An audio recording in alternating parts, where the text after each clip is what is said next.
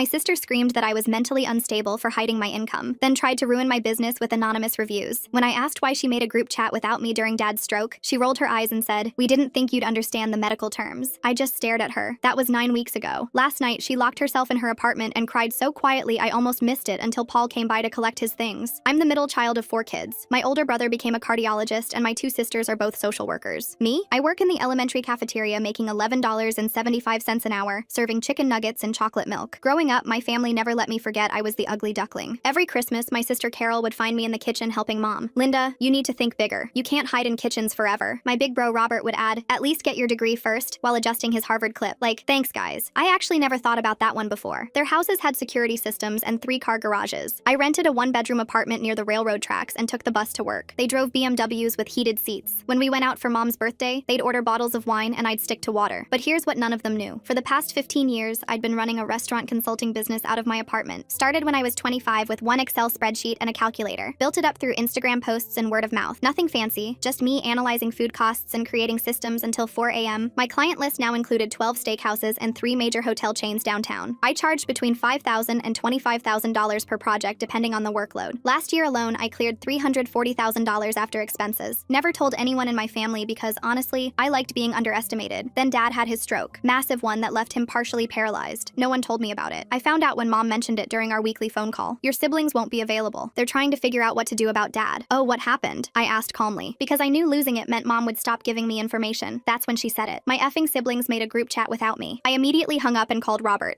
Hey, maybe this was an accident, but why wasn't I included in the discussion about Dad?" He sighed like he was explaining something to a child. "Linda, we need to be realistic here. Good facilities cost $8,000 a month. If you can get someone to cover your little hairnet job, maybe you can visit once a month." I told him I'd take care of Dad myself. He actually snorted. "Ha ha ha ha, I know you're not talking about moving him into that shoebox you live in. Linda, Dad needs round-the-clock medical care. This isn't like scooping mashed potatoes onto plastic trays." Carol jumped on the call. "Robert's right. We're talking about adult decisions here, not something you can handle on a cafeteria worker's salary. Proper care." As if I'd just prop Dad up with some tater tots and call it a day. That weekend, I did something that would make them regret their words forever. I drove around looking at houses for sale, found a perfect ranch style with wide hallways and a ground floor master bedroom, just the way Dad likes it. Put in a cash offer, $20,000 over asking. While my siblings argued about who would cover Medicare, I hired contractors to install grab bars and a roll-in shower. Interviewed home health agencies until I found the perfect team. All while my siblings sent each other links to depressing nursing homes an hour away from everyone. Moved Dad in 3 weeks after his discharge. Didn't tell anyone, just showed up at the hospital with the medical transport I'd arranged. Robert was there arguing with the social worker about temporary placement. "It's handled," I said, signing the discharge papers. "Dad's coming home with me." Carol laughed that sharp, bitter laugh she'd perfected in childhood. "Linda, stop. This is embarrassing. You can barely afford your own life." My younger brother James finally spoke up. "Let her try and fail. She'll come begging for help in a week when reality hits." 6 months passed. I took care of Dad while running my business. He'd sit at my kitchen table watching me organizing files, telling stories about his army days. My siblings barely visited. Carol said she was too busy. Robert said he didn't want to get stuck in traffic. James just stopped responding to texts. They kept their group chat going though. Mom would mention their ongoing debates about long-term care facilities, like they were waiting for me to fail. But then something beautiful happened. It came in the form of something big, thick, and black. Carol's preppy little husband saw my name on the speaker board at a restaurant industry conference. In bold black lettering it read, "Linda Mitchell, turning failed restaurants into million-dollar success stories." He took a photo and sent it to the family group chat with 3 question marks. I just laughed and switched my phone off. But when I woke up, I noticed my phone had been bombarded with dozens of texts and missed calls. The first voicemail was angry. The second was threatening. By the 10th, they were practically begging to talk about this rationally. The first message I actually opened was from Carol. "Pathological liar," in all caps. Then another. "How dare you hide this from us while we worried ourselves sick about Dad's care costs." I set my phone aside and focused on making Dad's breakfast. My hand stayed steady as I scrambled his eggs exactly how he liked them, soft with a touch of cream. The phone kept buzzing against the counter, creating a constant vibration that made the salt shaker dance. Dad noticed the noise from his wheelchair. His good hand reached toward the phone, eyebrows raised in question. "Just the family having feelings," I told him, placing his plate on the special tray that attached to his chair. "Nothing that can't wait until after breakfast." The phone rang. Robert's name flashed on the screen. I answered on speaker while adjusting Dad's napkin, knowing he'd want to hear whatever drama was unfolding. "Fraud!" Robert's voice exploded through the speaker. "Identity theft! Corporate deception! I have lawyer friends, Linda. This charade ends now." Dad's eyes widened. His good hand gripped his fork tighter, but I kept my voice level. "I never lied to anyone, Robert. I just never corrected your assumptions about my life. You let us think you were poor. You watched us stress about Dad's care costs while sitting on a fortune. I'll expose you, Linda. I'll tell everyone at Garfield Elementary exactly what kind of person you really are. They deserve to know their cafeteria worker is a con artist." The line went dead. Dad's egg sat untouched, his face showing more alertness than I'd seen in weeks. seconds. A knock at the door interrupted the silence. Mrs. Chen from next door stood on my porch, holding a casserole dish and wearing a concerned expression. "I heard shouting," she said, glancing past me toward Dad. "Everything okay? I brought extra lasagna from last night." Mrs. Chen had been bringing meals twice a week since Dad moved in, refusing payment and always staying to chat with him about their shared love of old war movies. She knew exactly how dedicated I was to his care, often commenting on the medical equipment and modifications I'd installed. "Family drama," I admitted, accepting the dish, "but we're managing." She patted my arm. "Your father is lucky to have you. Not many daughters would do what you do." As she left, my phone showed a new text from Carol. "On my way over. You will explain yourself." I helped Dad finish breakfast, then started preparing him for physical therapy. His therapist would arrive at 8, and I needed him ready. While I gathered his exercise bands, a car door slammed outside, then another. Carol's fist pounded against my front door. "Open up, Linda! We're not leaving until you explain this sick joke." Through the window, I spotted James's car pulling up behind Carol's, all three siblings descending like a storm. I opened the door to find them clustered on my porch. James held his phone up, recording. "For evidence," he announced, "in case we need it for legal proceedings." They pushed past me without invitation, Carol leading the charge into my living room. Their eyes swept over the hospital bed in the corner, the lift system installed in the ceiling, the rows of medical supplies organized on custom shelving. Robert stopped at the bathroom doorway, staring at the roll-in shower and professional-grade grab bars. "This must have cost a fortune," Carol finished, spinning toward the kitchen. Her gaze landed on my desk in the corner, where business cards lay scattered from yesterday's video conference. She snatched one up, reading aloud, "Linda Mitchell, CEO, Mitchell Restaurant Solutions." Her face drained of color. "CEO?" Robert's tactics shifted instantly. "Obviously a scam. You've been defrauding vulnerable restaurant owners, haven't you? Taking advantage of struggling businesses during tough times?" The doorbell rang. Dad's physical therapist had arrived right on schedule. I let Catherine in, watching my siblings step aside as she wheeled her equipment past them. "Morning, Mr. Mitchell," Catherine called cheerfully. "Ready to work those legs today?" While she got Dad positioned for his exercises, I pulled out my laptop. My siblings watched as I navigated to my business banking portal. 7 figures, James whispered, stopping his recording to lean closer. "Carol, do you see the tax implications here? She's been hiding assets while claiming